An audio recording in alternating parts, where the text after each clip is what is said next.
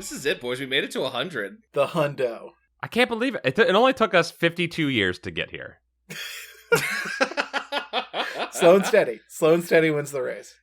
The fact that I've gotten to like look back on Goosebuds in this last year, especially when I just kind of mentioned it to a coworker or a friend, and I'm like, oh, you're still doing that? Right? Right?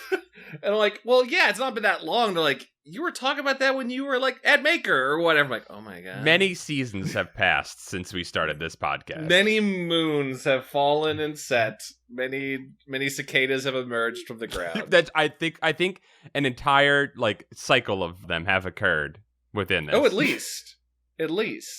We've definitely replaced all the cells in our body since Goosebuds started. Yep. Mm-hmm. Someone could have conceived a child at the beginning of this episode of this podcast, and that child would still not be old enough to listen to our podcast. No, but they're secretly listening to it. They're playing Fortnite and listening to Goosebuds. They're like, oh my God. I'd love to meet the 9-year-old who thinks that they need to listen to a podcast about Goosebumps. I'd love to meet a 9-year-old who's nostalgic for the 90s. I don't know. It's got to come back around though, right? Like I feel like millennial stuff is like it's here now back. What is the Breakfast Club of the 90s? Ooh, like the movie, the definitive movie. I'll throw out mine. I know what Chad's is. What? I don't know because I'm blanking. Empire Records for you. Oh, I guess I was thinking like 2000s. Okay. Yeah. Oh, it's on that. Empire cusp. Records is very much of a 90s. Yeah, but it's mid-90s. Or like Mallrats to me is very much of a like late 90s. Yeah. I feel like that one's yours. I would say Can't Hardly Wait would be mine. Is that the Jennifer Love Hewitt? Like Seth Green? Yep. Nice. Okay. What are you think, Kevin? Babette's Feast. Would that be your 90s pick? Well, yeah. I would pick Babette's Feast. That is the. I don't even know that film. Okay, Babette's Feast is like one of my favorite like arty. You know what? No one just look it. Just go look it up. It was a no joke. one wants to hear me describe a Norwegian film from the 90s. It was so just watch it. God, Kevin, you're cool. It was a joke between me and Kevin because I know it's one of his favorite movies and he brings it up a lot. And I still haven't watched it. It's my bad. But I will say that movie made in 1987 damn near close to being a 1990s movie, Kevin. I don't think it was brought over to well, it probably was brought over pretty fast because it's a classic and anyone looking at it would realize its worth, but anyone willing to watch it. If you want to see some like proto Wes Anderson style storytelling, interested. Babette's Feast. Guys, God, sorry, Kevin, I'll cut you off. Paul, are you about to suggest we do a Goosebuds episode on Babette's Feast? Yes, I was.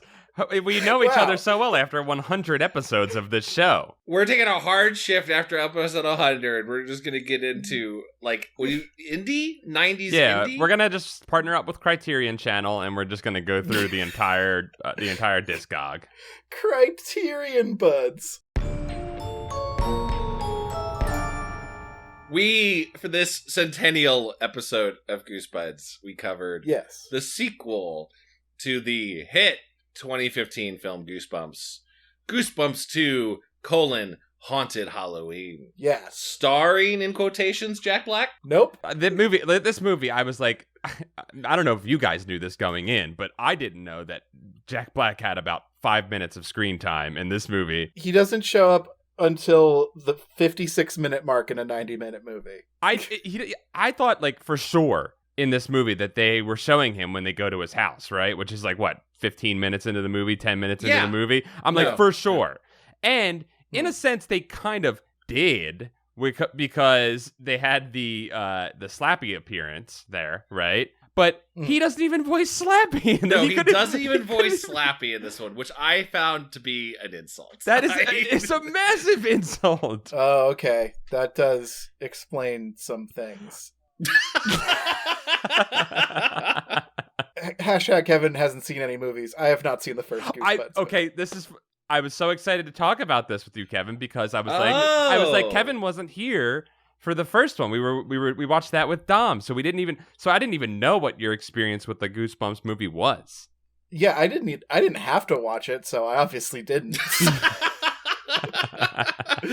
I mean, the recap, the first one, boy breaks into RL's house, meets a cute girl, opens a book, unleashes Slappy and a bunch of other Goosebumps stories out into the world. The movie kind of focused on the most boring ones, except for maybe lawn gnomes and Slappy. And then there's a bit of a cabin in the woods thing at the end where, you know, all of them are attacking the school. And, like, a pretty big deal. Like, thousands of people scarred for life by R.L. Stine's books. Yeah. Sure. Yep. And then what I was interested to see if there was going to be a parallel to the big metaphysical question of the girl, the girl that befriends that you think is Arl's daughter is actually a book herself. She's the ghost next door, and you know, the boy has to also put her away in the book, which traps her in a hell world forever. It's a beautiful, horrible ending. It's great. And then Arl writes a new ghost next door book for him to bone, I guess, like for the boy to bone. It's yeesh. Chad, I'd absolutely forgotten about that ending. I still think about that because I know it's just my hill to die on, but I think it is a weird choice. I have a lot of love overall for the career of Jack Black. In the last, not prepping for this movie, but in the last couple of weeks, we watched in the household, both rewatched School of Rock. Better actually than I liked it more now than I did the first time, and also Pick a Destiny, like pretty like a flawed film, but some good jokes in it. John C. Reilly as Sasquatch, very funny. That is good. I have never seen either of those movies, which is astounding. I loved the album when it came out, but I never saw the movie. I have seen both those movies, which is even more astounding than Paul does.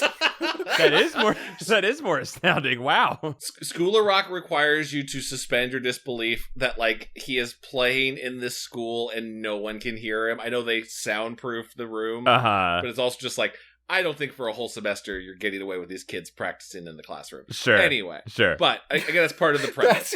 That's your fucking nitpick of School of Rock. It's so like is that the soundproofing is unrealistic. When I rewatched it again, it was still just like there's like this anxiety hanging over every scene. I'm like, the door is right there. Like, Chad, like no one walks by. Chad, you have the same anxieties I have when I watch cartoons and they start making a mess of somebody's house, and I'm like, who's cleaning this up later? Yeah, someone's gonna notice, guys. Chad, he's got an alternative teaching style which he's established to the rest of the faculty. Obviously, if they hear anything, I guess you're right. They're gonna explain it away with that's part of his alternative teaching style. That's just he him. Pulls up to the class building in a giant van belching smoke with like a dragon on the side. Something John Candy would do, yes. I guess. At least he showed up for that class, unlike this movie. Damn. That's right. All right. I may not like Jack Black in this movie, but I do legitimately like this movie. Okay. All right. Do we want to just shake out where we all stand on it right off the top? Yeah, because I'm going to fight Kevin right now through the podcast. All right. I wouldn't do that. I love you, Kevin. Chad, whatever we say to each other here, let's put up a ward, a psychic barrier that it shall not harm our friendship. We're putting runes everywhere, and just this Goosebumps 2 will not break us. No. But I will say I had a lot of fun. There's some excellent monster designs in here, mingled with some not very excellent monster designs. That's fair. And I legitimately enjoy how shitty the puppeteering of Slappy is. I think it's hilarious. Well, it's funny you say that, Kevin, because I got the impression that he wasn't even puppeteered but animated in this one. In some scenes, yes. Like where he's like walking towards the camera. He's there's that scene where he like gets off the chair and starts walking towards the camera. That's CG. But in other scenes, he's definitely puppeteered, and there's puppeteering credits for him in the credits. Oh, nice catch. Okay. So they did do a physical puppet. Okay. They did do a physical puppet, but they also mixed in some CG. Because one of the smart things they did in this movie in regards to designs was like with the like the lawn gnomes was like making them look like the real world materials and just like playing within that. I think that helped a lot of the monster designs because they kind of kept like the material that they some of them became the real monsters, right? But some of them stayed in that like, oh, this was made out of this, lawn gnome that came to life or whatever. Oh, okay. Yeah. But also why did the lawn gnomes this time become black when they were evil? They were green, it was the light. I didn't notice. Okay. I did not notice the color change in it at all. There was a color change when the spell went over them that hadn't happened in the first one. I also saw that, Chad, and later when they show up to harass Jack Black, they're definitely green. Good. Okay. Oh, the scene where Jack... Can we talk about... I know we want to get all of our stances for it. That scene where Jack Black shows up in minute 100, and he just clearly was available for a day. It is just reacting to things off camera, where he pulls them into a quiet city square, and he's like, "Oh, witches!" And then cuts to a shot of witches. Oh, gnomes! And, it's just such a clearly that's they didn't have anyone else to interact with him. I almost wonder how many of the designs were just his improvs that they were like, "Well, now the fucking gnomes are back. Great." All right. You guys can't deny that those witch designs are sick. The witch designs were cool. Dope. That was so dope. There was the pumpkin creature, good design. Yep. Which pumpkin creature? Which one? The army one that was Arlie Ermey's voice beyond the grave? Those were bad. Those were bad ones. What? No, those were fun. You're telling me that Terry was fun. No, I actually loved Terry. Terry was fun. The dumb pumpkin. Yeah. Voiced by the great Darren DePaul, amazing voice actor I know is Reinhardt from Overwatch. Crushed it. Awesome. As Terry the pumpkin. And then the boy destroys him immediately. I know. No threat at all. Yeah, children are the villain. Children are truly the villain. The designs were good. I did not like the pumpkin seed bit. I was a little okay, this is a little over the top. But then when the flame happened, good. But the pumpkin seeds, I was like, all right, so Sam is just getting pelted lightly with seeds, and that's supposed to impeding him. I compared, while we were watching this, I was kind of doing not a kill count, but sort of a kill count versus damage count to the first RL kills 5. RL kills 5. This is a pretty light chaos. I was looking, I was mostly some lawns have fire set, and the witches carry 3 boys. The cool witches. Kevin, those are really cool witches. They carry 3 boys away. Only one boy is dropped at the end. Only one boy is dropped. So that means those other 2 boys are dead. And also, based on that the boy was taken up into the sky at night, the spell was broken at night, and then he falls at daytime. That boy was falling for an hour. Yes. I will say witches are magic, so... Sure. The witch threw him in a time portal like Doctor Strange. Classic. Yeah. Come on. Chad, we all know how witches work, right? Yeah, no, I'm on board. When a witch is thwarted, she returns her thrall for the maximum dramatic impact. That's when she returns it. Yeah. Mm-hmm. You're thrown through a drama portal. Well, that would actually kind of make sense because it was a book that opened up to seal them away, so a drama portal could be possible. That's true. Balloon spider, pretty cool. Balloon spider was cool. Pretty cool. Balloon spider was cool. Gummy bear fight. Gummy bear. No, that began cool, got stupid when they were small. Cool. When they got a little bigger, I was like, okay. And then it kept going a little too long, and I was like, not so much anymore. Gummy bear fight is interesting enough. Only hit for me when they got the very final gummy bear. When it tried to swallow him. When there was one shot in this movie that was scary, and that was the gummy bear in its full human-sized form, eating the child, by just kind of pushing him into his form and gnawing down on his head. Yeah. And I'm like, oh, that would kill that kid. Mm-hmm. I thought the gnome-sized gummy bear suffocating Sonny. That was pretty scary too. That's pretty scary too. When they got to the blob stage, then it got scary. But gummy bears are not a Halloween thing. Okay, well, yeah. Do we want to go there, Chad? I am on these. Kevin is on the firm, strong stance of this was a dope movie. I'm gonna put that word in your mouth. You said the word dope. Okay. Loose. I just gotta say loose gummy bears, Chad. Loose gummy bears. An open bowl of gummy bears that would be so gross. That bowl is one of my favorite bits in the movie. That's one of my favorite parts. Was that freak out? And I was so disappointed that there were loose gummy bears because I could not see that infraction. I could not let that infraction go. No, same. Untalked about. My interpretation of the bowl of loose gummy bears is this is an internal bowl, not a bowl for public distribution. That was a snacking bowl for the woman who lived there. Okay, that means that the grandma that was asleep through that entire sequence. By the way, they just kept never, which is funny. Funny. Boys being suffocated, and in the next room, grandma is just sleeping, but they don't show you that. That's funny though. No, it was funny. Joke, I wanted to see that. I wanted to see that shot. You got to show the shot to make the joke work for me. But I also want to see her. I want to see her wake up for a perfect, or like slap her arm at a perfect time. I want her getting involved. Sleep grandma. I don't know. Or grandma wakes up and pulls out a gun and shoots the gummy bear. I don't know. Yeah, that's cool. This did need more guns in it, for sure. That's your punch-up for the gummy bear scene? I don't know. You know what? Listen, I thought it was all done better in Krampus, which came out the exact same year, and the gingerbread monsters were way better. Wow, Different movie. Okay. Different movie, but exact same premise of, like, what do these little candy things try to kill? Well, you can't do that that's folk horror in Krampus. This is American horror. We can't just mix our folk and our American horror. Sure. That's the line. A manufactured treat such as gummy bears cannot be used in a folk horror. I can look past that it was probably a 2-pound bowl of gummy bears and then grew to the size of a person. Mm-hmm. I can just ignore that. It just kept gaining mass. It's fine. Through Tesla coil magic. Okay, let's... Oh my God, Tesla coil. Jesus Christ. We need to set some context for this. And I gotta say, starting it off saying Tesla was right in the very beginning...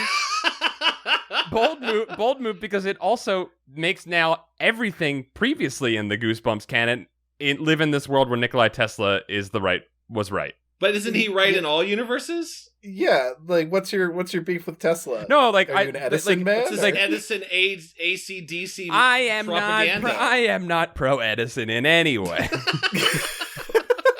That elephant had what's coming to it. All right. This is definitely our most combative episode. I got a vaccine shot. I'm all pissed up today. Let's go. Okay, so do they really have a statue to Tesla in this town in America, like a real thing? Is that a real town? I think it might be. So I'm looking it up now. The tower, Wardenclyffe Tower, is real apparently. So apparently this is real. I did not know this was real. I just assumed that Nikola Tesla, was just like. I just assumed we kind of were like, that guy, no one cares about that. We care about that guy, but I didn't think America as an institution had put up any monuments to Tesla. I think hacky screenplay writers care about Tesla a lot. We all love Tesla. I think you guys are refusing to step into the magic circle for this one. Well, okay, and in our defense, Kevin, for the magic circle. We experienced the first magic circle of this movie, and Nikola Tesla was not brought up at all. No, this is a town in somewhere in Northeast America where both R.L. Stine grew up and Nikola Tesla had a factory. Mm-hmm. I guess just his machines were all just still going. We're just ready to run. Yes, that's part of the setup. I don't know. It felt kind of like R.L. going and the great R.L. Stine grew up here as well. I don't know. That's how I felt about it too. That there was like the two greats of our town, Nikola Tesla and R.L. Stine. All right, so you guys don't like the ley line theory of suggests that if they had said there was a ley line, I would love that, Kevin. Me too. It's called subtext, Chad. I don't know. Is the subtext Slappy going? Or the boy from It going, Tesla thought he could use this tower to transmit electricity, radio waves, even brain control. Like, I'm like, no, what? No, he didn't. I don't think he did. Don't put words in Tesla's mouth. Tesla slept like 4 hours a day, so like he could have some crazy theories that we don't know. It's plausible. It's meant to be plausible. I don't know what's real, and also like what was like. Wait, I thought that was just in the Prestige. There's like that part in the science experiment where he like sends electricity to the light bulb in the girl's hand. I'm like, I don't think that's real. I didn't think that was a real thing. Maybe I'm wrong. Chad, you're right. That movie was unbelievable because Tesla would not interact with a magician, no matter how fantastic. He didn't want to. David Bowie didn't want to do it, and Hugh Jackman was like, "Please give me a machine."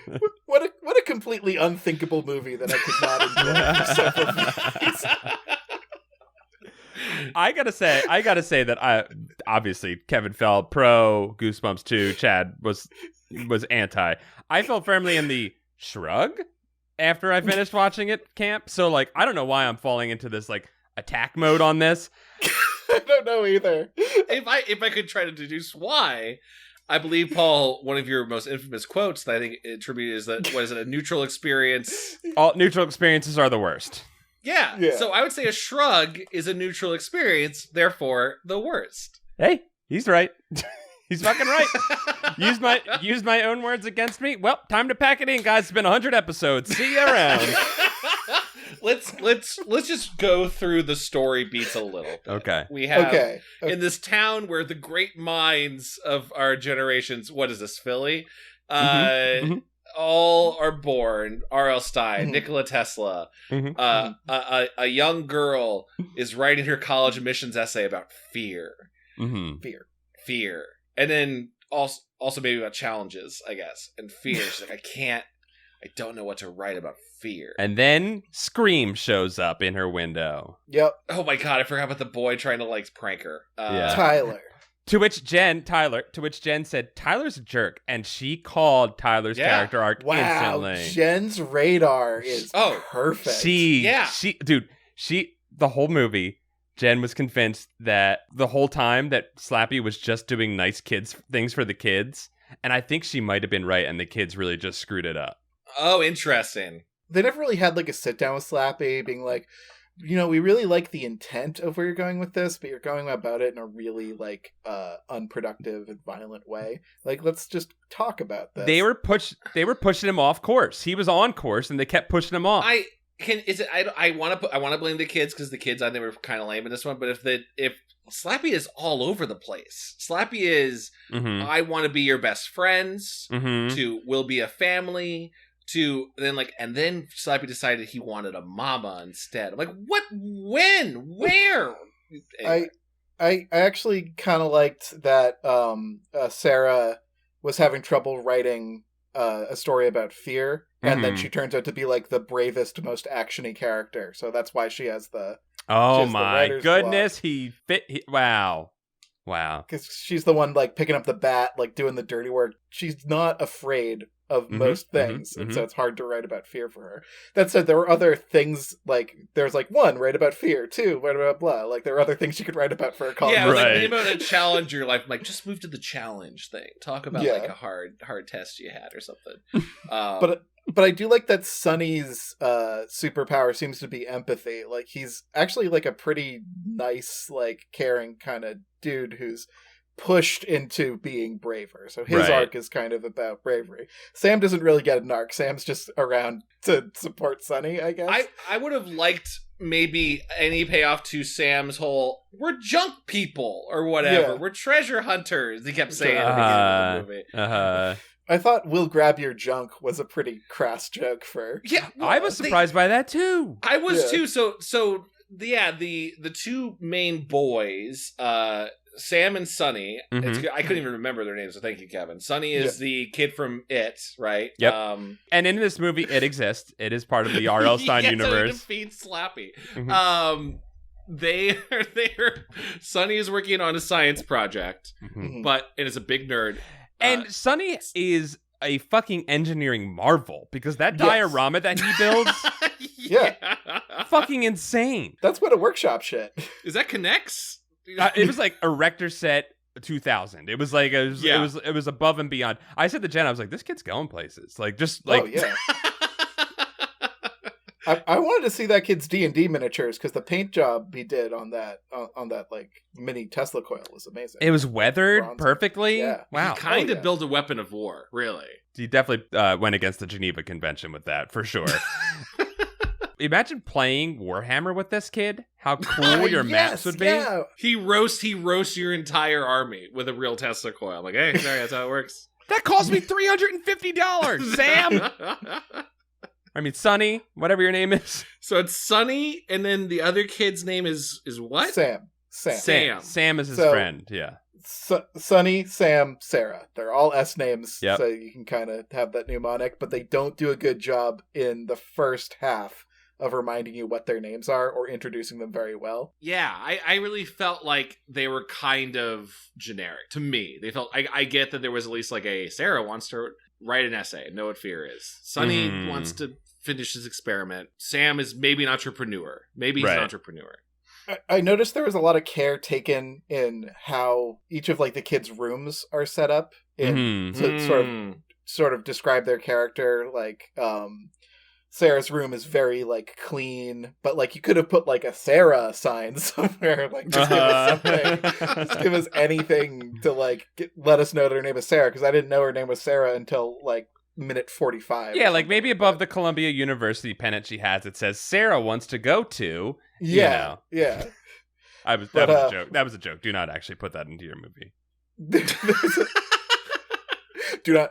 None of us are movie lawyers. Do not take our movie. Do not take my lawyer advice. More movies need to do A Quiet Place device of just a big whiteboard, just like, what are their weaknesses? What do I want? Yes. Like just having the characters' needs and questions put right there for the audience. Yep. Yeah, we've shown enough. Why don't we tell some shit?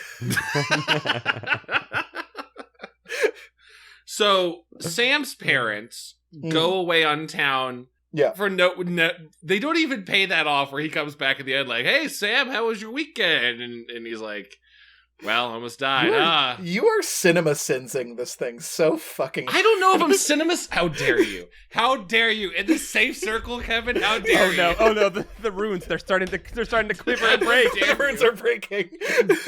I'm talking about setup and payoff is all I need. Why does the Sam thing have to be a setup and payoff? Sam's dad didn't buckle his seatbelt when he left. Ding or whatever. That's someday CinemaSins will do a video on something I've made, and I will lose my goddamn mind. I can't wait to see it. I can't wait to see it. You guys are going to have to deal with it. And in that day, Chad, I will be in your corner. I will be there for you. Thank you, Kevin. The circle of protection will be around both of you, and it will be for both of you at that point. we will unite the clans and resist the warlock magic together. We will break that fucking ding bell that he puts in all of his stupid videos. God damn, yeah. So Sam, whether his parents ever come back or not, doesn't important. Sam wants to start a business, and his big business, like you guys mentioned, was with flyers everywhere. That's "We'll grab your junk." Mm-hmm. Yeah. The Junk Brothers. Which, it seemed like a joke, but then like didn't get played off like a joke. There's like another. Like, there's a joke later on where he's like, oh, hey, we're Junk. Junk's our middle name. And Sonny's like, I can't believe you said that. Mm-hmm. And I felt like that was supposed to be a reaction to, like, we'll grab your junk. Like, that's we realize it's flawed, but... I think that there might have been some dabbling. I think there was some dabbling in this. I definitely do. Sure. Well, I can also add that, like, just for context for all of this, I may be a little biased, and I went down the least of the rabbit hole of research, and there were multiple versions of this film before this is the one that got made. There was going to be a Goosebumps 2, was originally going to be called Goosebumps Horrorland and take place at the amusement park, which I bet would have been awesome. There was another one called Goosebumps 2 Slappy's Revenge, and then this one Goosebumps Haunted Halloween, and at least in those revisions there was a version where Jack Black wasn't in the movie at all, and I kind of wonder if it was this version and they added him a little bit in the last minutes. You know what I mean? He super did not need to be there, and I will willingly admit that there's too much Slappy in this movie. Slappy goes off in this, and Slappy was training in a hyperbolic chamber like during the time between episode 1 and episode 2, because Slappy has insane powers of teleportation and mental kinesis. Yeah, Slappy is a god in this movie, and maybe to save the animation budget, because like. It's a lot easier to have Slappy just look at something and then it fly across the room in CG than, Slappy to like... Slap it. Go get that thing. Slap it. Or hit them. Or tackle. Or anything. It's definitely a very anime interpretation of Slappy. Where they're like, oh, he's an animated doll. Maybe he can animate other things. And the whole thing is about like him like reaching level 999 and now he can bring life to... the rubber horror masks and shit. So he has supreme power in this for sure. Yeah. Maybe there's no other plot to talk about other than let's just get to they do junk digging in this house. Yeah. A woman asked for a job, and then it's not really paid off. I was kind of thinking that was supposed to be like a setup, and then like, oh, well, what was up with that? Who ordered the hit on this house? Who did order the hit? We were wondering about that. Is it RL? Yeah, that is an interesting loose end too. I thought it might be the bullies, like. I thought that's what it was going to be as well, Kevin. Because the bullies meet them there outside the house and take all their the bullies shit. Show up and are like, "Give us your junk." They just take the things. Yeah, just to be mean. We're also skipping over like some really weird celebrity. The Chris Parnell and the because Ken Jeong. Jeong was in the first one, right? Was he? Maybe. No. Ken Jeong felt like heavy padding of we don't have Jack Black, we need to get someone in here. Yeah. Oh yeah, him and Chris Parnell. I feel like they were like, oh, we got to get the funnies in. Okay, here's my punch up for this. Yeah. I would love it if R.L. Stine was a mantle like Thor, and anyone could be R.L. Stine, and like it. Instead of Jack Black showing up, like they fake like Jack Black's gonna show up. Instead, Ken Jeong puts on like the glasses. Now he's now R.L. Stine. That would have been something. That would have been kind of cool. That would have been kind of cool. Ken Jeong is also like he's introduced as just kind of I guess the overeager neighbor that is maybe annoying but also maybe sweet. He's going super hard on Halloween, right? He's like putting animatronics in the yard. He's a Mr. Dink. Is that the Doug? Yeah. He's I have an extraordinary amount of money. Yeah. I'm just blowing it all on this. I live alone. Parents, keep your kids 10 feet away from me. But, you know, like maybe he's nice. And But he was responsible for the costume basement scene, which oh my god was very Mystery Men, so I have to that's why you liked it. This makes so much sense. I gotta say in a movie with inspired designs, when they stepped out in their costumes, I was like, oh geez, those aren't very they inspired. made those in like 30 minutes. Give them a break, they're kids. This is one of the worst suit up montage scenes I've ever seen, Kevin, and I'm trying not to be superlative. In this safe space where we are friends outside the circle. I don't know about like the moment where the heroes are supposed to kind of reunite and they're gonna get it done, right? This is we're heading into the third act. Yeah. To a Imagine Dragons Light song about how we're going to be invincible or whatever it was. Legendary. This is like the wise old man distributing boons as they cross the threshold into adventure. And it was just, let's make some Halloween costumes, including Sarah goes, what if I make another book? I just take this Frankenstein book and put a lock on it. And it's like, we'll be legendary, legendary.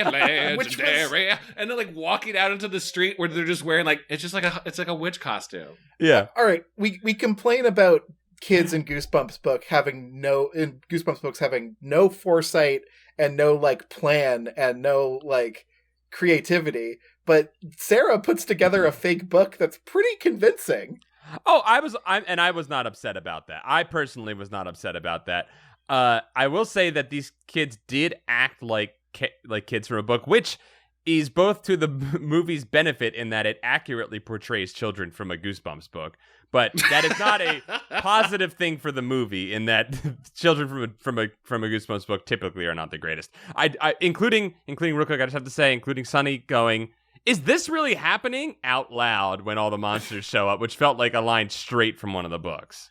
Sure. But Sunny also says, we just killed a puppet, and like seems to show some regret over taking a life, which is not a Goosebumps kid thing to do. That's true. That makes him better than most Goosebumps kids. And I did like that when they were talking about solutions to the problem, Ken Jeong's character does drop a say cheese and die reference, to which I said to Jen out loud, oh, that's the one where the kids use the thing to kill a man with a cursed camera. Yeah, he brings up a say cheese and dies moment that I don't think is actually in it.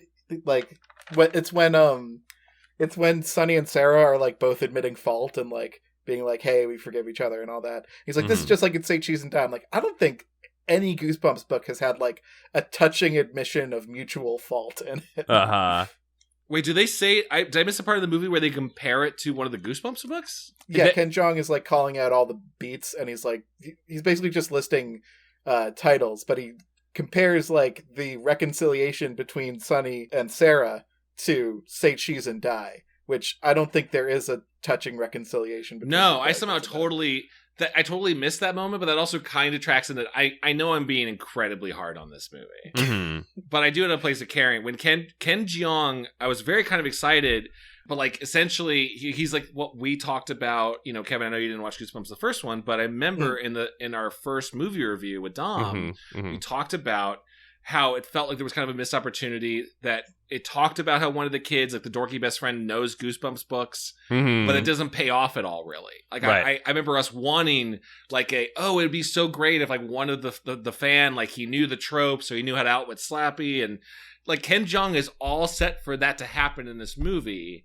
where he loves Goosebump books. They did the same thing. But he didn't really help in any way. He was like, let me guess. Oh, everyone's coming alive. Let me guess. Scarecrow walks at midnight.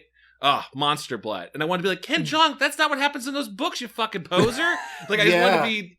I was a little mad about that, but that's because I do a podcast about Goosebumps. It would have been nice if he could. It would have been nice if he could have helped them in a more. And it was a direct way that he helped them by giving them the costumes. But it would have been nice if he could have given them some sort of like table turning advice that they could have used, and the kids could have actioned into happening at the end. Instead, I mean, the book. I think her using the book, the fake book, was good. But it would have been nice if there was some other thing where he's like, this type of thing always happens in a Goosebumps book. And then they can, remember that knowledge and use it. You know what I mean? There's always, if he had said, I'm just workshopping this, if he had been like, here's the thing about the Goosebumps book, there's always a crazy twist at the end. The hero, like, if he had used that as almost like a way to inspire them when it felt like all was lost, Yeah. Yeah.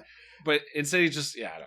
I'm kind of happy that I'm actually very happy that there's no Deus Ex Machina in this story. It's all these kids are realizing their own potential and acting on it to save the day. And I think it wraps up about as cleanly as a Goosebumps book does. Like, it doesn't they don't try to flip things around on you too much. The kids kind of have a plan. They go in, and while they encounter some troubles during it, they pretty much execute their plan as they intended. They kind of just came in and got it done, right? Yeah. They kind of had the book. Yep. And then the main drama of the third act is we lost the book temporarily. We get the book back. Right. And then we can just hold it open and suck everyone away. And also, when you have the railgun that kills the Goosebumps monsters, maybe use it a little bit more. Like, when you first see the monsters, start killing them. Oh my god, yes. I thought it was a pretty big plot hole that the monsters wouldn't attack them once they were in Halloween costumes, because it's Halloween. Everyone's in costumes. Right. Like, that was a pretty big plot hole, which I was a little bit like, all right. It felt it's a little unfair to always compare it to another one, but since that was such a great moment in Shaun of the Dead, of like, we pretend to be zombies, but it was like a brilliant way, right? They lean into it. They have the friend like teach them how to act, and they get into it, and all of those great moments, as opposed to just like, I honestly, when they went up after that montage, when they went up to the steps and all the monsters turned to them, it didn't seem like their plan had been, oh, this will trick them. It seemed like they were going like, oh fuck, we're caught, and then they just kind of stumbled into it. That's how it felt like it was played. But this might be how it was directed and like edited a lot. Yeah, a lot of things that maybe the tone of it was kind of, I think it was supposed to be scary in this moment, but the way it was just like music cued was it's also a comedy. This is not a horror movie. No, the movie doesn't get really scary at all. I think it wasn't even scary, but I thought it was fun, was that hand. So they go into the Sam and Sonny go into the old woman's house to what are they going in there for? I don't know. What are they? Because the book is in there. They're going to get the book from the bully Tommy. Yeah, they're going to get the book from Tommy's room. That's Tommy's house. Okay, gotcha. Oh, so he's the one who likes the ice skaters. Yeah, he likes ice skating, and I hate it when they humanize the bully. I know. I don't want to hear about a story with a humanized bully. I want to hear about a story where the bully gets obliterated off the face of the fucking Yeah, if you're gonna do this level of like cartoonish bully, like you're gonna do the sociopath basically, who like a parent should have helped him out earlier in his journey as a child, and now he's there was something so unfulfilling about like this guy feels like he's from the 1940s. Make him like Sid from Toy Story. Like, give him like an all black room or something like that. Like, lean in. That would have been scary. Like, lean into the sociopath angle. But they wanted to like They wanted to hug the bully at the end. And I'm like, why? Why? He also, according to the lines they had just said, shouldn't have remembered anything that happened. Like, they're just like, everyone will forget. And then he's like, I love you so much, Sonny. And like, he did say I had a bad dream, and I'm just so happy to see you. So I think it's just implied that he might have forgotten everything, but it was so impactful still that it did change him on a deeper level. He was incepted. He got goosebumps incepted. Yeah, the end of the movie, we're jumping all around, but the end of the movie where all the adults forget and just like Sonny, Sam, and Sarah remember is a little hard to swallow for me, but also it's like kind of World of Darkness is like a horror role-playing game system that is basically operating under the same rules. It's like the body has a mental immune system to like supernatural things where it'll just rationalize everything away. Like, that wasn't a werewolf, that was a big dog. Like, it'll just do that. That's really that's an interesting like comparison, Kevin. I as you're talking about it, makes me wonder if like it's one of those things where I think this is kind of indicative of the entire movie of what my allergy to it was that like things kind of happened that like would be fine, but then I feel like it didn't connect to something that happened 30 seconds earlier. Like the scenes felt very interconnected, uninterconnected. Right, and I bet that this thing was probably edited and rewritten to death. That's what I think, because I thought there was some good humor. Like, I felt like there were the jokes were pretty well written and stuff like that. I don't know that the kids' performances really sold those jokes. I think the humor worked best. The funniest scene, in my opinion, and it wasn't like really laugh out loud funny, but was when their mom and Chris Parnell's character had that extremely awkward conversation. I was like, oh, I see the humor that we're going for here. You know, the mom was great. Mom was great for the first half. And Wendy McCloven, whatever her name is from Reno 911. Yeah, she's hilarious. She was really she like carried her scenes really well. Yeah, well, they had to like nerf her for the other half of the movie. Like, they had to be like, Mom is now a much worse character. Yeah, that made it feel particularly, for whatever reason, very young. The movie at the end when they were like in Tesla's factory, and I guess the ticking clock is that Slappy's going to destroy the book. The ticking clock kind of like changes a little bit what they're focusing on, but like they're trying to flip the switches while Mom is just tied up with a ventriloquist dummy mask.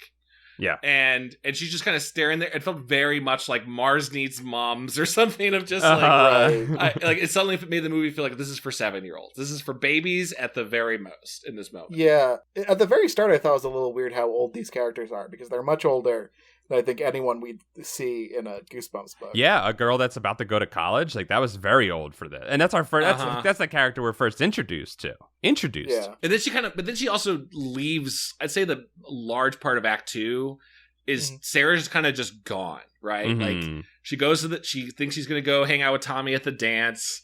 Instead, Tommy's there kissing a girl who's like 28. Like the actress is clearly not a teenager. Sorry, Chad, that's Tyler, not Tommy. Tommy's the bully. Tyler. Oh, thank you. See, they're so scuzzy. They're just scuzzy dudes. There's a lot of scuzzy dudes in this movie. May I list Tyler's sins really quick? I would love to hear Tyler's sins. Hey, sorry, okay. Tyler is the heartthrob that cheats on Summer. Sarah.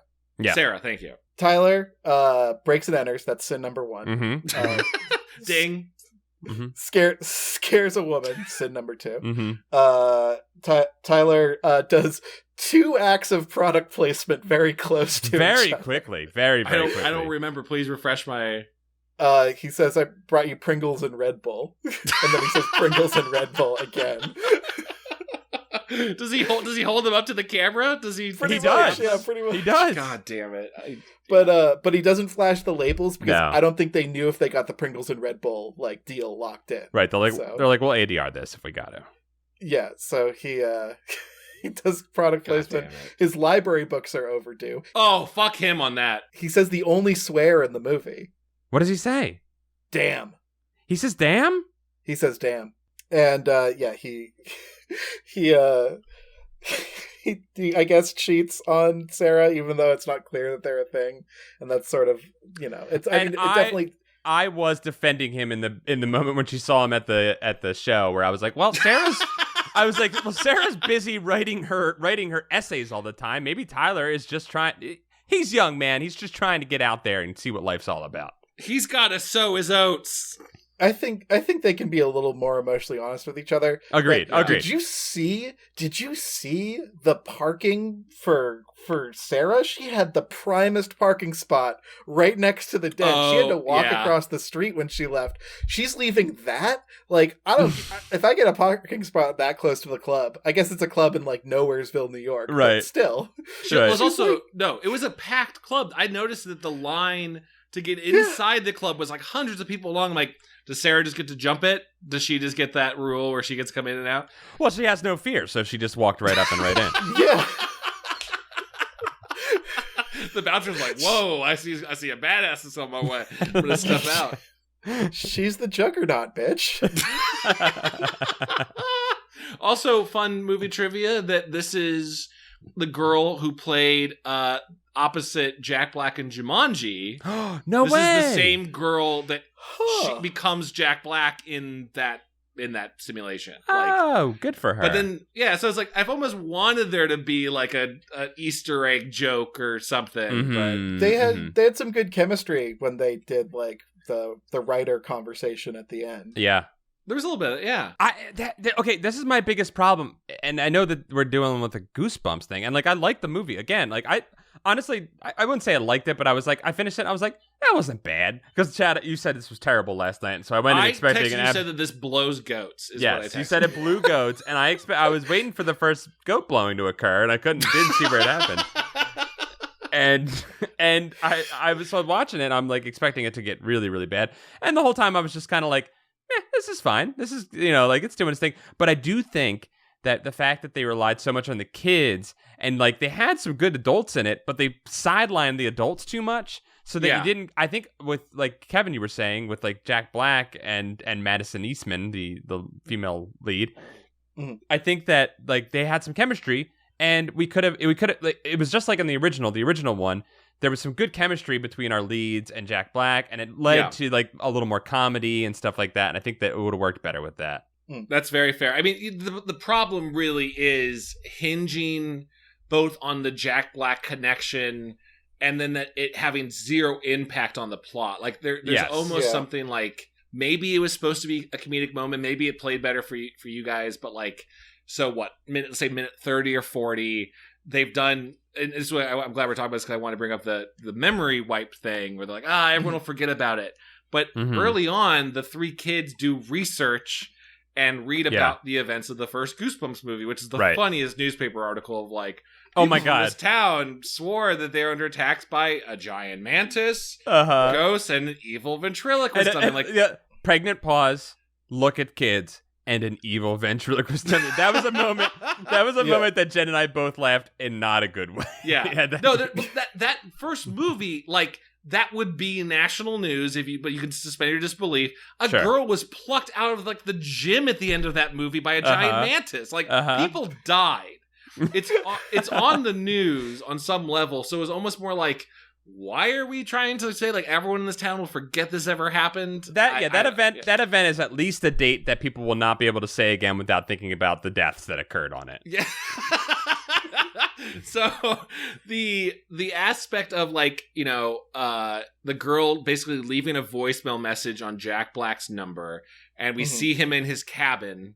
His writer's retreat cabin, his Jack Shack, pausing tons of messages. People are constantly trying to get hold of RL, and he's about to delete it, but then she says like a dummy, and he's like, oh no, and you see him getting ready to leave, and then there's like you don't see him again until there's just kind of like a middle of the movie, like a reminder that he's getting ready, and he's like driving out across there. Yeah. And he shows up at the end of the movie after everything's taken care of to maybe tell. I guess he tells Madison Summer, Sunny, Sarah. I am terrible with names. Sarah, like Sarah Moss. I'll remember like that. Yeah, your favorite. My favorite. He tells Sarah, "Oh, write what you know," and then he leaves again. And I'm like, he didn't need to be in this movie. Well, I think this movie what really insulted me when we found out that because Slappy started talking and I said, "Oh, that's Jack Black, great," and Jen was like, "No, it's not," and I was like, "It sounds like him, kind of," and then we looked it up and it wasn't him, and I was like, "What? He was He was the guy in the first movie. He was slapping in the first movie. And then I'm like, well, where the fuck is this guy? And then he doesn't show up, like you said, until the end of the movie. And then that whole time I'm like, they fucking hoodwinked us. Yeah. They were making this movie, and everyone dropped out, including Jack Black. And then they were like, Jack, you got to do it. You're going to sink the movie. And he said, I'll give you a day. And then that was it. And that's you can show me driving there. I was so upset about the hoodwinking at the end.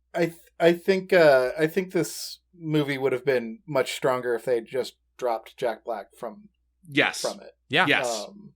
It's unneeded bloat. I'm not sure where to put the time because I also think there's too much Slappy in this movie. Well, there was definitely not enough Sasquatch or Bigfoot or whatever, like because he only got one cool roar, banged his head, and then was sucked up, and that was all he got. Yes.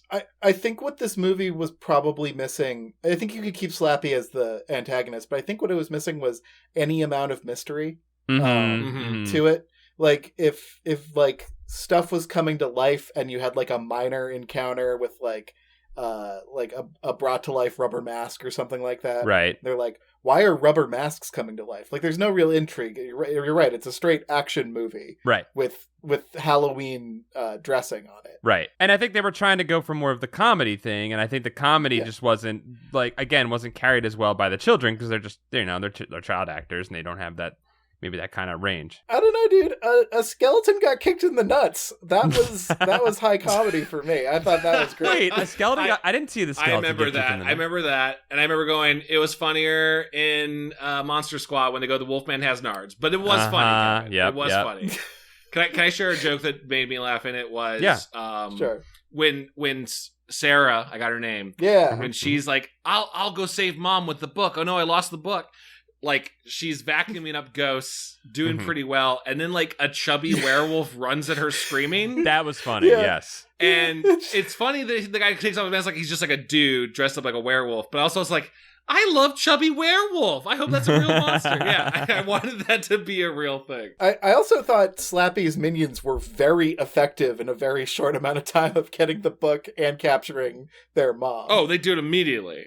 Yeah, like the most competent minions I think I've ever seen in anything. Without a doubt. You're right, Kevin. The witches are probably the coolest design, right? These witches Love that are like the witch design. Are because they are just manifested out of witch hats. They have like green globe faces that when they scream, like almost like a skeleton jack-o'-lantern shape shows up. Yeah, that shit was cool. I thought that scene where Slappy walks into the Halloween aisle and animates everything in it, I thought that was awesome because you get some really like dumb Slappy animation, like just somebody lifting him up and down to be like he's walking, and then you get some really conceptually awesome Halloween monsters coming to life. The mask coming to life I thought was one of the coolest visuals in this. I loved that. Do you talk about the haunted mask on Chris Parnell or no? When like the Wolfman, the Abominable Snowman, like it. Well, sure. I said this to Jen too. He walks into the aisle where the Goosebumps branded products are. I know. And I said, how did in this world where Goosebumps branded products are available on ready display at Halloween, did R.L. Stine's house fall into such disarray in this town? Because obviously... Well, this is like R.L.'s 10th property that he just owned and sat on like a fucking landlord. Disrepair. Yeah, I would love to talk about the hardware store owned by Chris Parnell. Yes. In that, I think this is where my big problem with the film, and also what made this really great, was... I agree, Kevin. I think the most interesting part of the movie is Slappy is now loose. He's decided he doesn't want to be friends with the kids. He's gonna enact the revenge ridden in R.L. Stine's first unfinished manuscript, Haunted Halloween. Yes. Boy, it's a good thing it's Halloween. Chad, what I'm getting is you're not a huge fan of coincidences.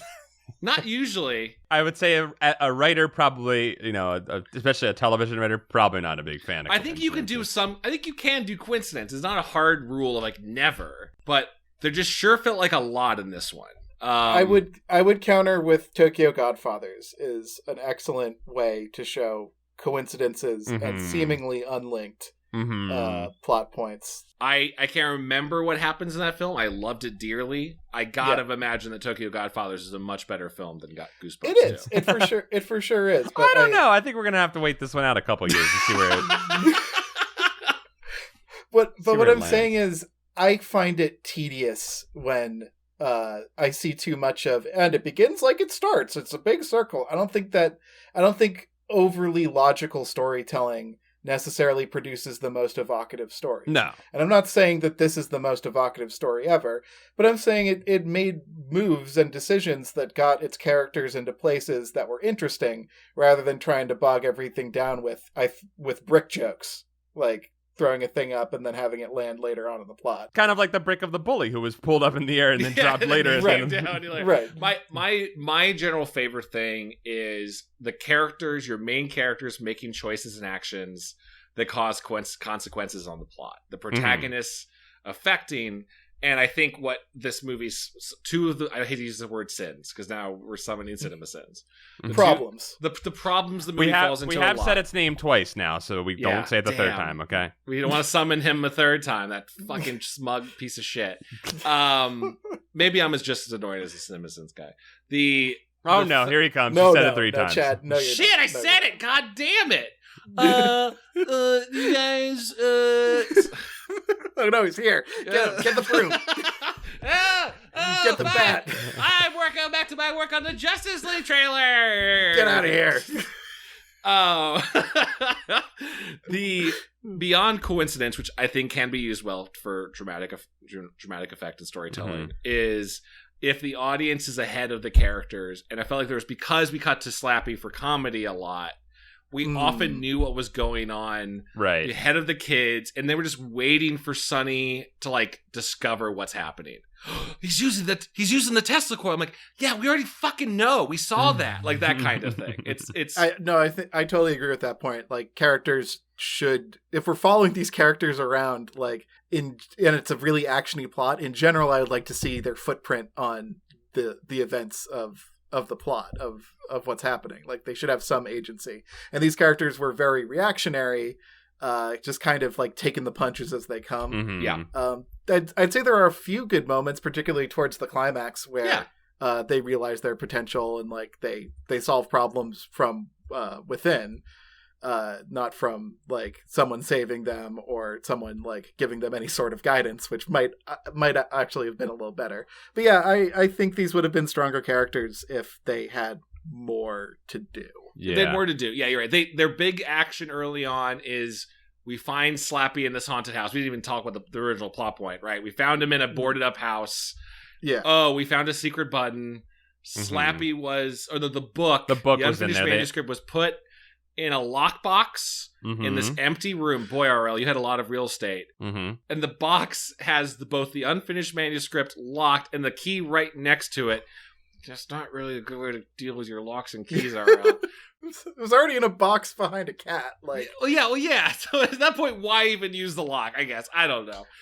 The point the action they make is when they open the book and Slappy is suddenly there. They find the slip of paper in his pocket that I think is directly from the books. Yeah, that's it's the phrase that the kids always say to summon him. And I think it was in Slappy's pocket too. The like turn me on kind of ritual, which then is used for kind of anything the movie needs Slappy to do, right? Like if he says it out loud in the superstore, it turns everything alive. Turns your mom into a ventriloquist dummy, I guess. Yeah. Here's my turn for this. Here's another punch up I got for you. All right. Please. What if in this early draft, Slappy is actually really nice? And he does all the things he does in this movie. That's what he was doing. He was being nice for a while, and it was great. Yeah, but what if he didn't do the evil laugh? What if he what if he was just being really nice and he finds out that in later drafts and much more successful projects, he's evil? I love that. Why wasn't Slappy a good guy in this one? I love that, Kevin, because it plays along with a lot of the like, this is technically a different Slappy than the Slappy we encountered in Goosebumps 1. It's from a different book, unless it's a shared dimension. And it kind of plays in with the books, because the books would do that too, where Slappy was only the villain in he wasn't even the villain in the first one, right? Oh, yeah. Throughout like the first act, that would be such great pressure on the audience, because anyone who's read a book or like has, or has a bad feeling about puppets, knows that this guy is evil. Mm-hmm. So it's like there's a bomb taped to the bottom of the table and only the audience can see it sort of situation. And they sort of did that to start. Like they kind of, but we saw through it instantly, you know, like, he's instantly getting up to no good stuff. But like, I don't know, when he messes with the Tesla coil, like, is he doing that evilly? I don't know that he technically is. I think he's. Yeah. I love your pitch, Kevin. I think I interpreted this version of Slappy in the movie as no, he's evil from the very beginning. That like yes. because because there's that moment you reminded me of where like within the first scene that the boys meet Slappy, he's like, we'll be best friends. Like, I'm like, okay, so he's evil. You guys should realize that he is evil from just the Joker laugh. And the Street Fighter, he does the Street Fighter. Oh my god, the Street Fighter thing is crazy. I thought that was really cool. It makes no sense, and it's for no one who would consume this movie. It only thing it does is it gives us a cool scene because it looked cool and the sound effects were perfect that they used the original sound effects. I thought it worked really nicely, and then you get the beautiful Harry Potter "I love magic" style line right there. You know. Speaking of Harry Potter, they just used that music for like the editing process when they didn't have. That was the temp track. Yeah, the very first like music we hear is practically a sound alike of. There is something about this movie that I think if you'd made, I love your pitch, for example, Kevin, that would have sold this movie so much more to me. I think what I really hard fought against was it's really not a Goosebumps movie. I know Slappy's in it, but the part where he goes into the hardware store and casts the spell that turns everything alive, I go, oh, this is a Spirit Halloween movie. If this had been officially licensed Spirit Halloween, the monsters have come alive and everything in the store is like, because there's very little Goosebumps in this, and that's really where I kept getting mad. Right, it doesn't use it's not like the first one where it really uses a lot of the IP, right? Where it's like, oh, we're gonna use all the different characters and stuff. Like they just do a bunch of spooky characters, which I appreciated because some of the characters they came up with were really cool, except for the weird cyborg lady that was in there. I was like, what was the cyborg about? I was like, I don't like her. I don't like her. She should not be in that group collection. She's really feeling out of place. That was very weird. But I think we're skipping over the fact that Chad is implying that he really likes Goosebumps and that it wasn't represented enough in this work. It's kind of my bone with the first one, which was flawed, but at least it was like, there's some stuff there. I could see me being a teenager and having fun at this film. Was like, I wish there'd been more of the Goosebumps in there. They kind of show them in the third act. There's that big crowd shot where you see all of them, and then you don't really get to see them all again, right? They're really just kind of sucked up. You see the Blob that did everything. You see the Shocker on Shock Street Mantis. Yeah. And then kind of a crowd shot. It's almost, the first one's almost like, what if Cabin in the Woods had that shot of all the monsters in the cubes and it just stopped there, right? The rest of the third act didn't happen. Right. So I was like, I'm really excited for Goosebumps 2. They're going to let loose. They're going to there's so many ones they didn't do. We haven't seen Monster Blood yet. All of these things, and even the Haunted Mask, and then when the Haunted Mask goes in Chris Pine, I'm like, that's not really what the Haunted Mask does. Like, that's not, I kept going, like, not to be a lore nerd. I was more just like, this is more what if Halloween things came alive. Right. Which is a fun premise. It was cool. Like one of my favorite things was when before the Tesla thing goes off, they're in the boy's house and he reaches in and grabs the gummy bears because he needs to have them. And the thing is a fake out. I was like, kid, you're on a mission here. You got to keep going. I know Sonny goes like, what are you doing? I'm like, it was incredibly narrow-sighted to just stop and start eating gummy bears. Sorry, really quick. They didn't make the fat kid make the food joke. I appreciate that. Yeah. I'm with you on that.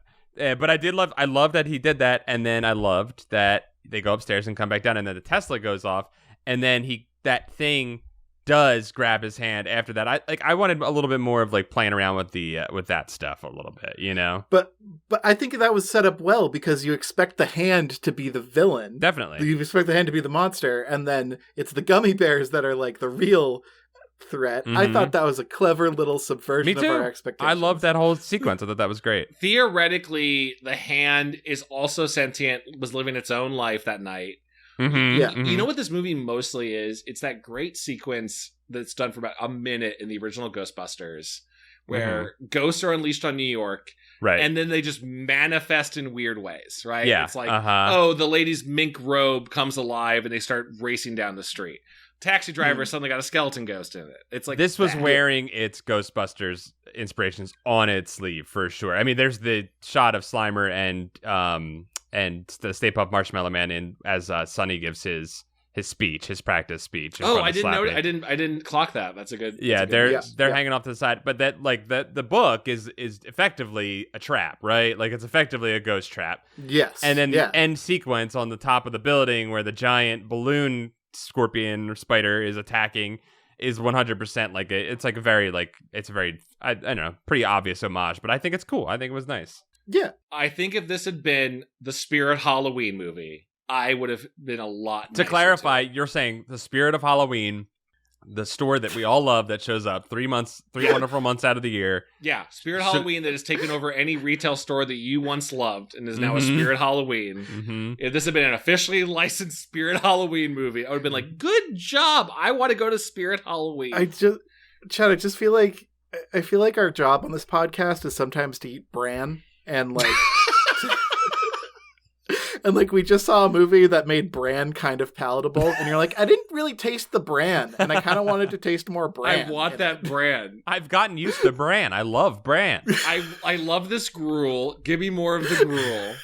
And be like, yeah, it wasn't gruely enough. Like, if this is the gruel movie, then where's all the gruel? I want better for kids. This movie felt, I don't know. It felt, honestly, I felt like this movie, I feel like you're right, Chad, in that I felt like it was a little all over the place in terms of who it was aiming for. Because at the beginning, for the first 20 minutes, I'm like, oh, this is going to be like a snarky comedy type of thing. Yeah, it definitely was snarky at the very beginning. There's a lot of fun little ad-lib lines. Yeah, there's some good stuff going on there. But then it kind of quickly moves into, I don't know, the kids kind of take a back seat to everything that's going on, I feel like. I don't know. I didn't feel like the kids really had, like we talked about, they had their setups for what their personalities were, and they followed through to a certain extent. But I don't know that I felt like any of those things really, I don't know. Like Sarah's thing with writing and stuff like that. Like, I guess she gets the speech from RL, and that's where RL really fits in, is that giving her that speech at the end. But she could have used her ability to tell a yarn a little bit or something. Yeah, I don't know. She 1001 Knights. Right. Knights is Slappy, and then kicks him in the Tesla coil or whatever. She showed her creativity, yes, I guess. She did, with the book swap. It's not really writing, but I think that could have been a more appropriate storytelling sort of finish. If Slappy had been like, how'd you get this book? How'd you get the book? And she had to make up a story on the spot, even if it was 10 seconds long. I'd be like, oh, okay, I see that there. Yeah. Or you could go even what I thought she'd have to do was take a pen out and start writing stuff in the book. And then what she wrote would be too hackneyed, and the book would reject it. And it's like, it's like, you need to write from the heart. I would love that. I think I also thought that was going to happen in Scary Stories to Tell in the Dark, the film. They do there's a lot of similar of this book is dictating what's happens, and so I was like, yeah, just start writing pages. The Blob That Ate Everyone has a magic typewriter in it that you could easily incorporate into this story. And they talk about typewriters, and it would have been nice if she used her writerly powers at some point. That I just think that would have been nice. Sonny has the closest with building the Tesla tower and then figuring out how to overpower it and stuff like that. And I like that, but does that even cause any issues? No, I was about to ask. I think a big line that was I remember yelling at the TV. I'm so much fun to watch movies with. Was Sonny going that's it. When I built my Tesla coil, it overloaded. Oh, only Slappy was able to make it work. It's that's it. We overload the Tesla coil here. So then that's his idea, and then they start running to the switches, and he immediately zaps himself. And he goes, Slappy booby trapped everything, and then you never see him until the end. I don't think he did anything. I don't think so. Yeah. I think he had the idea, and then that conflicts with what we want to have up in the upper scene, so... I think that's just sort of there to buy, some plausible time for Sarah to go mano-y-mano, right? Slappy on the roof, because otherwise they would just do it instantly and then it'd be done. So it was just sort of like, oh, this won't be as easy as we previously thought. I think this movie has a main character problem. I think that's the problem. It doesn't know who its main character is. Is it Sonny or Sam? Yeah. Or sorry, Sonny or Sarah. Like, you know, like, and it's like, pick one of those two and make them be the through line of like who has to change. You know what I mean? Yeah. Well, if you're gonna have the two of them be the deuteragonists together, like, that's what it's called. Yeah, no, that is a very impressive term. Never heard that term before? I love it. I thought you meant it like cool dude aragonist. That's all. But now I see what you mean. Duo dragonist. If you're gonna have two of them be the deuteragonists, have them be like the shadows of each other. Like, right. Yeah. Really, really set up how they're different and like how they push each other and how they move each other forward. Oh, sure. No, I'm just saying, like, I just think that neither of them get a sufficiently satisfying victory in this. You know what I mean? Mm-hmm. Mm-hmm. That's what I mean by it. Like, you can have two protagonists in a movie. I just think Sarah ultimately is the one who gets to knock him into the thing because she really is what the movie's about, right? Like, but I think that Sonny is a little more interesting and a little more appropriate of a Goosebumps character. So maybe we also spend way more time with Sonny, like, for the most of the movie. I feel like Act 1 and Act 3 are Sarah, and then Act 2 is all the two boys. Yeah, and I'm like, oh yeah, that's right. You guys are related to each other. I forgot. If Sarah is the protagonist, which I think they decided she is with editing, I think that probably the theme of family should come home a little bit more. You know, Slappy can't be part of the family because he doesn't cooperate with anyone. He doesn't listen to anyone. He tries to do everything himself. Like, they should have made that a little more clear. And Sarah's like has the realization that she loves her family and that she's been trying to get away all this time and she loves her family. Yeah, and then at the end she gets into Clem and she's like, peace out, motherfuckers. Bye. And like, I'm going to college, Ivy League. You know, Kevin, off your amazing pitch of how to I won't say fix this movie, how to improve this movie. Like, I think that same thing could go along with in the version where Slappy actually wanted to be good and the kids pushed him away. That would fall even stronger because it'd be like, I get Slappy going like, I don't want to be part of your family. You guys all suck. Like, I'm going to be my family of monsters and we're all doing way better. My witches like got 3 boys immediately. Yeah. I mean, yeah, that'd be pretty incredible. In my head, Proto Slappy fights Canon Slappy my God. On the top of the Tesla coil. So I think the fact that this movie couldn't even get Jack Black to come back for more than 5 minutes of screen time just set a bar of there was not going to be any subversiveness with this movie. I kept wondering if Jack Black wasn't in this, and it's very possible that Jack Black was like added in post in like reshoots, right? It's one of those. That's how little he's in this movie. That if you didn't have Jack Black, this might have been a straight to DVD. This feels very much like a straight to DVD. They did get Chris Parnell and Jack Black on the same day. That's true. That's true. Unless that was a very convincing green screen of Chris Parnell. No, Chris Parnell's there. Chris Parnell is just a solid comedy workhorse. He is available. I don't mean that in a disparaging way. I love Chris Parnell. He shows up. He is there. He was doing makeup. He was wearing fucking monster. That was like him in the Haunted Mask. No. You don't think so? Sure. I wasn't sure. I was trying to get a read of if that was him as the... I think it is. I didn't see in the IMDb credits of like a stunt guy for him or anything, but I'm not convinced. I'm positive they swapped him out. Yeah, because he just doesn't have any lines or anything that really puts him over as being the Haunted Mask. He's got a couple lines though that are like not related to the Haunted Mask, but just him being like, because like Simon's like, you're very good at woodworking. He's like, I used to run a hardware store or whatever. Right. I was like, I think that's Parnell. Which, you know, maybe if it's not him, if it is him, like, good for you for being in the makeup chair every day. Listen, this movie has so little star power, they would show his face if it was Chris Parnell. I think so. I don't think they would have wrapped him up in makeup. I think it was him. We'll find out. Send us your guesses. Was it Parnell or was it a fraud? Listen, Hollywood insiders, we need you now more than ever. Also, when Sonny calls Slappy a psycho. I thought that was a good horror movie reference because of Slappy's mommy issues. And that is nice. That's a nice little inside. I liked, if we're just saying some things that we liked about it, I liked that R.L. Stine's cover name was Shivers was his thing, which Mr. I thought Shivers, was a fun. Yeah. I thought that was a fun allusion to the knockoff Goosebumps books that we've read on this show. Is that what it was? Because I remember, did he use that name in the books ever? It's what I couldn't remember. If that was he did not. Easter egg. That was M.D. Spencer's Shivers series, which we read one book of, where a child gets ground up in a grist mill of apples. Hey, that's right. That was great. We also got to give a shout out to that whole 3 seconds of RL himself. Oh yeah. They're at the science exhibit going, "Congratulations for your great science exhibit." He nailed it. One take did it. Went back. I'm leaving. I'm going home. He did it. He had his Marvel moment. He Stan Lee'd and he got out. They had to pull him out because, those stage lights, they were giving him a sunburn. But... The act of physically touching anyone else causes him great discomfort, but he was shaking that boy's hand.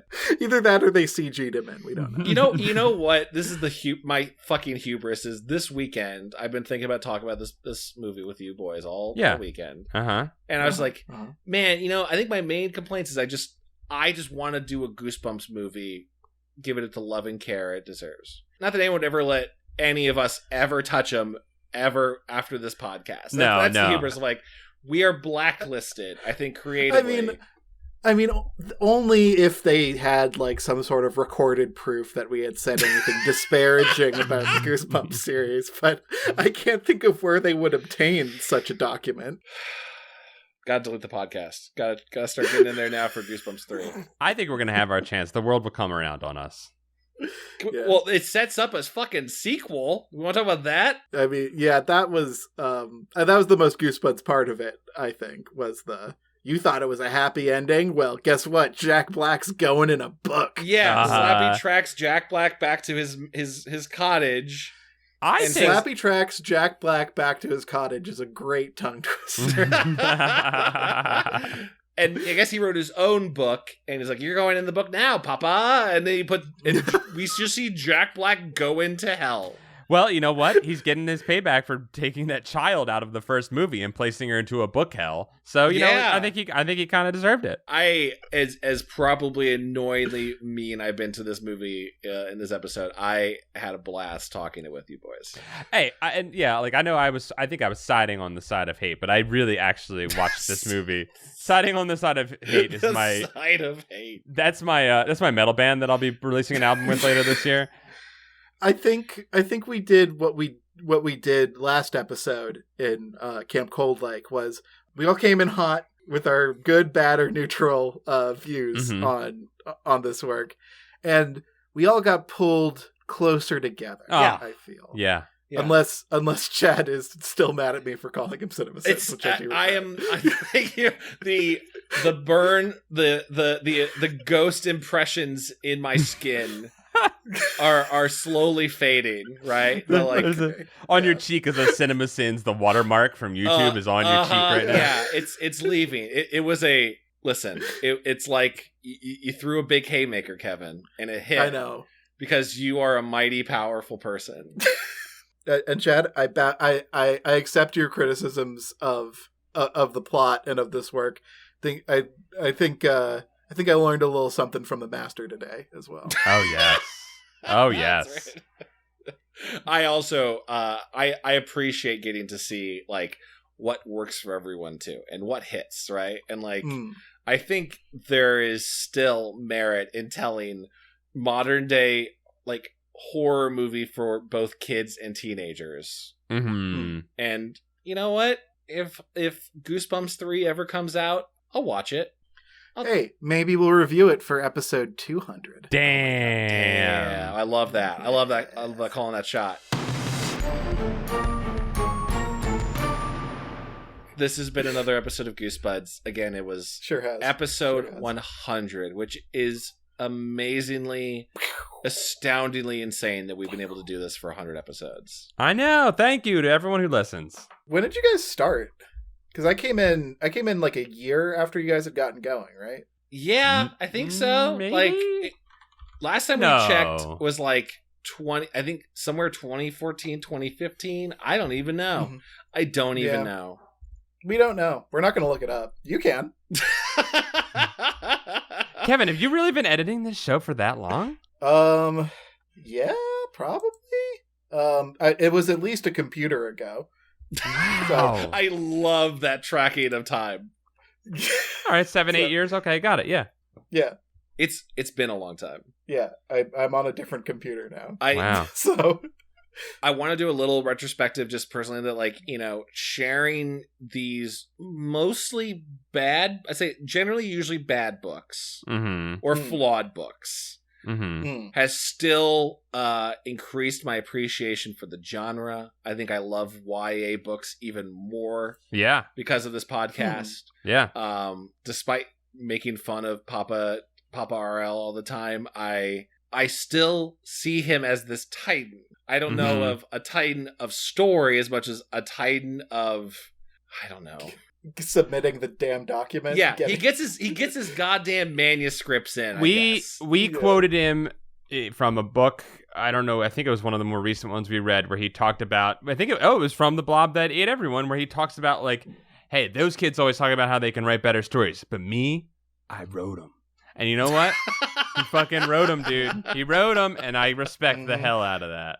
Yeah. He didn't give in to his fear. So, RL, we'd like to formally invite you once again for the 100th time to give us a jingle, send us an AIM message if you want to come on the show. We'll pay you in cameos. Can we just cameo you to get you on the podcast? Every episode. He can be in every episode. Oh, if we had a cameo of RL saying you're listening to Goosebuds, that would send chills down my spine. I might look into that after this episode. I also want to, like, thank everyone for listening to this podcast, and, like, we have such, like, amazingly cool fans who like, especially the ones we get to talk to all the time in, like, our Patreon Discord and on Twitter. Like, there's people who are, like, listen to this podcast with their loved ones and have found friends. I think there's at least one couple that, like, met via Goosebuds. Yeah. Which is at least one. At least one, if, you know, according to the story we heard on Discord. Like, that is astounding. And I am so happy that this podcast could bring, like, any sort of joy or, I don't know, just, like, distraction from the harsh realities of the world. I definitely just want to thank everybody. I've only really had this gig for about 3 months now, and I'm still learning, and I'm still a student, and everyone's been so patient and nice and encouraging of me on this show that it's been a huge boost to my self-esteem, and you guys have been, like, super cool with me being here, and I just want to say thanks for that, because it means a lot.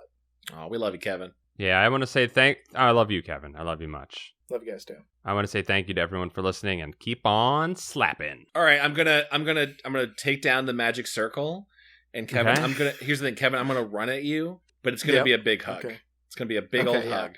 All right. Should I also run at you, or is that too much force? Paul, how about you get in the middle between us so that we all just get to, like, kind of just, like, friend hug right there. Yeah, I want you to squish against me so hard that I pop out the middle and out into the sky. I think we're actually at, like, the perfect heights where, like, we're each, like, starting with me, you guys are each a head taller than the other, so, like... We could Russian nesting doll. Yeah. So I'll hit Paul, like, right in the chest, and then Chad, you come around. Okay. Here we go. All right, ready? Here we go. All right, let's do it.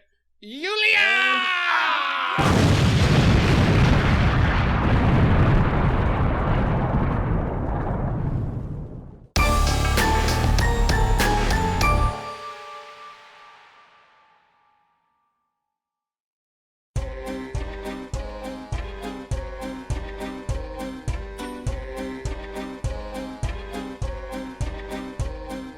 This episode of Goosebuds is brought to you by our wonderful Patreon supporters, including these fantastic people: Stefan Jive Turkey Kuwabara, Hollis Hornbeak, Cameron Murphy Audio, Michael McDowell, David Cron, Josh Robertson, Nikki C, Nathan Dolezal, Clayton C, Mike Lanteri, Buddy Morrill, Mel Dipson, Jim Greaves, Sankeith. Ailcade.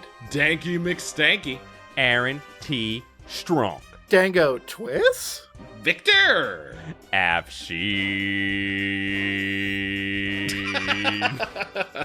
Brian Wells. Stealth Bates. Becca McWilliams. Zen Tackles. Joseph Miranda. Patrick Reynolds. Scott Colopy. Robert Moon. Jason Crooker. John Keaty. Clay Castle. Miguel Pardo. Christina Doling. Third Sergio. Scaff. Low Belly hate me? Why are you adding questions? I love the questions. You know why. Oh, I know why. Matthew the Necro Fan Male Nomicon. Reinfected? Maddie. Ishak Arafin. Alan Saylor. Sam Hash. Cody Redfield. Bradford Goulter. Aiden Alexander Dice. Sniggy. Jar Jar Slinks. Oh my god. Joshua Jacobwitz. Justin Wagman. Gregory D. Warren. Chosen One. Jonas Blotterman. Leviathan. Rich Hilborn. Up and Champ. Jonas Engman. Alicia Grafe. Cardboard Walk. Trent Davis. Beloyster. Brock Graham. Carl. Hey, Paul. Pause for a second. I gotta get something off my chest. Oh, go ahead. I think I love broccoli. Me too. Oh. Me hey, too. broccoli's... I'm coming around to broccoli in these later ages. I get this. It's good stuff. Yeah. Roast that shit. Yeah. I like a broccoli. Oh, yeah. Get some colorist flavor, everybody. So. The John D. and Catherine T. MacArthur Foundation. Joe Gorman. Elusive Koala. Yanni Makovina. I love when we sing just like a fun tuneless bit to somebody's name. I did that earlier and I was like, I don't even know where I was going with that. Like we're a grandparent with like a tray of yams or something. Yeah. Oh boy. I've come with the yams. Guys, music is a journey, right? You figure it out as you go. Paul Grasso. Trans rights. Hell yeah. Taylor Dierks. Joe, remember to save early and often. Scott. Joe. Brooke X. Corey Shelley. Besus Christ. Christian Van Skyver. Drew Applegate. Jeremy Lowe. Space Tiger. Trendy Moron. Brian Hobgood. Slum Lord Onion. Don't be a Slum Lord Onion. Jordan Lockwood. Foolish for Deborah. Zach Connor. Ooh, it's got electric in it. Connor Church. Vincent Modica. Luke Noodles. Patreon _donator, cameo. Joe, Spooky Digital Ghost, Tierney. Hugh Boland. Sam Bambino. Tom Whittam. Nicholas Johnson at your service. Kevin Hamilton, pleasure to meet you.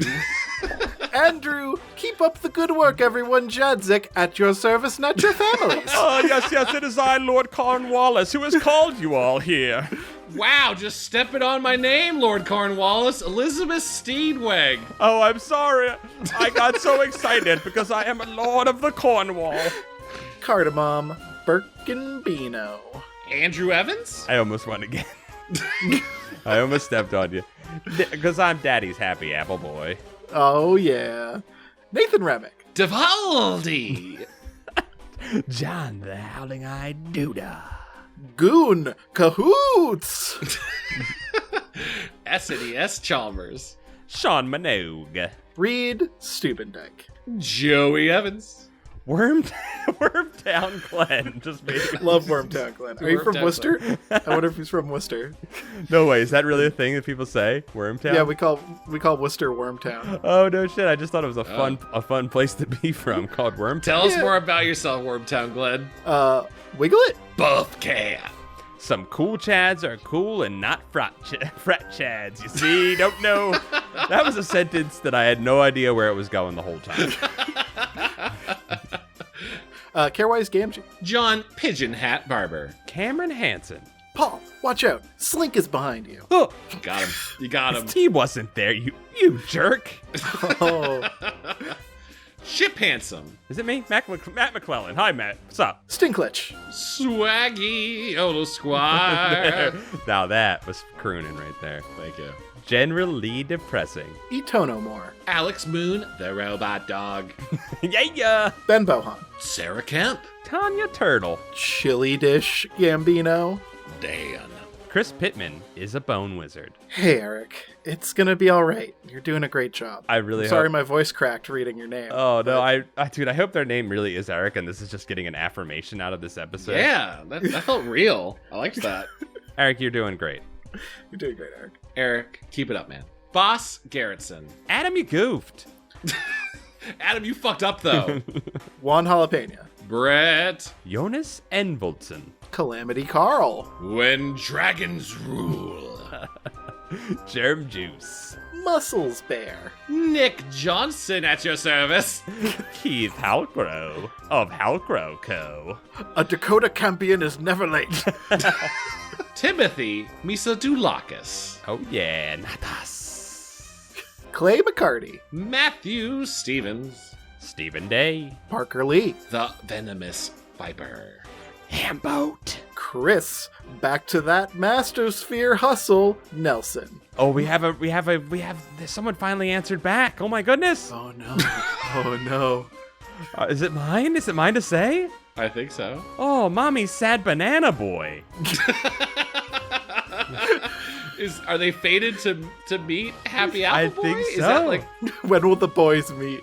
is this like a Keymaster Gatekeeper situation? I think this is a Hedwig and the Angry Inch, two halves of the same person coming together. Oh, to form I a hope full. you guys meet. Me too. Ryan Carroll. Sadie. Caton Franklin. Raymond Hernandez. Flemily. The Crowfens. Matthew Sutton. Megan McCormick Mason. Jeremy Bowser. His dad works at Nintendo. Patrick Murphy. Ninja Breadman. Hood Lemon. Carter Glass. Kelsey Kinnaman. Got little old moi pretty freaked. Russell Castberg. Xavier Jimenez. Dr. Chocula. Brendan Arafin. Liam Neeson's dough? Chris Putricus. Jeffrey Owen Cahy. I like this one. Grammaticus Gore. That's cool. That's like a teacher in the Mad Max world. Scotty Pippen. We got Scotty Pippen again. He's back. Jimmy Soul. Peanutburg, level 69. Sunset Streak. Meet Virginia. Wonderskin. Dungeon Kappa. Elliot Thompson 3. Elliot Thompson's Revenge. Moon Juice. Come and get your moon juice here. MC Hamster. Still going strong after the hamster dance. Zach Ware. Tom G. Munir. Kelly the Barbarian. Ellen G. Jussum. Tobias. Ooh, Get the fuck out of I'm here, in his Paul. face. Tobias Clark. I love you, Tobias. Michael Kupka. Julian Lamendia. Adam Muth. Cod Salmon. Brendan Neal. Mike Spaghetti Jones. Robert Allen Cook the Third. Liana Urenko. Reed Demption. The Davy Boy. Kenny M. Skelefella. Dr. Diarrhea. Ooh. Chris. I'm glad I got this one. Yes. XX Epic Gamer for 2069 XX Smith. I tried to hit the capitalization letters as much as I could. Yeah, No, you did know it. You did it. Thank you. It was good tone. Kieran McNamara. Diet Soda. Quigley Jones. 69 Pauly Shore. 311. Jackie Ledoux. Coleman Laguza. Zachary Roberts. Mark. Alex Orr. Ross Short. Wagmar Wigmere. And we got some new people in the Book of Names. Whoa, welcome Book of Names. And this is a person who's been here, but I don't know. Chad, go ahead. You can do this. Well, yeah, you've been on the podcast. Thank you for joining the Book of Names, the best little horror house in Philly. We now own your podcast. Welcome. Levi Kidder. Welcome. And welcome Dakota Kemp. Oh, we love you all. Thank you all so much, everybody. Thank you. Yeah. Stay safe. Bye. Yeah. Yeah. Yeah, please do that.